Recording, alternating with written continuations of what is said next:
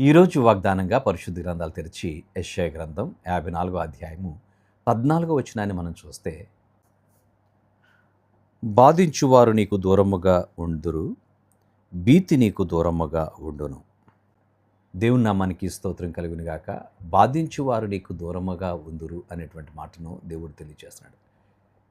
దేవుని లేఖనాల్లో మనం చూస్తున్నప్పుడు కొన్నిసార్లు అపవాది మన చుట్టూ ఉన్నటువంటి వారిని ప్రేరేపించి వారిని ఉపయోగించుకుంటూ మనల్ని బాధించడానికి వాడు ప్రయత్నం చేస్తుంటాడు.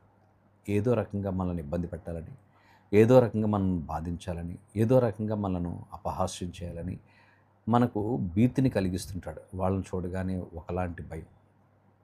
వీళ్ళు ఎదురైపోయారేంటి, వీళ్ళు నన్ను ఇంకా 10 మందిలో ఈ రీతిగా నన్ను ఇలా అంటారేమో, అలా అంటారేమో అని నన్ను గూర్చి 10 మందిలో అపహాస్యం చేసి హేళన చేస్తారేమో అని భీతితో నువ్వు జీవిస్తున్నావేమో. ప్రభు నీతోనే మాట్లాడుతున్నాడు. ఆయన అంటున్నాడు, బాధించు వారు నీకు దూరముగా ఉందురు అనేటువంటి మాట.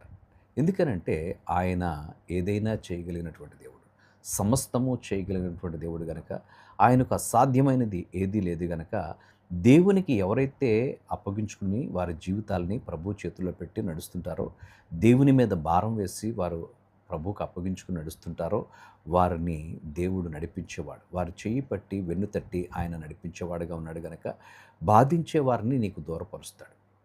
బాధించే వారిని నీకు దూరపరిచి నీ హృదయంలో ఉన్నటువంటి భయమును, ఆందోళనను, భీతిని తొలగించి నీకు సమాధానమును, నెమ్మదిని, సంతోషాన్ని అనుగ్రహించేవాడు.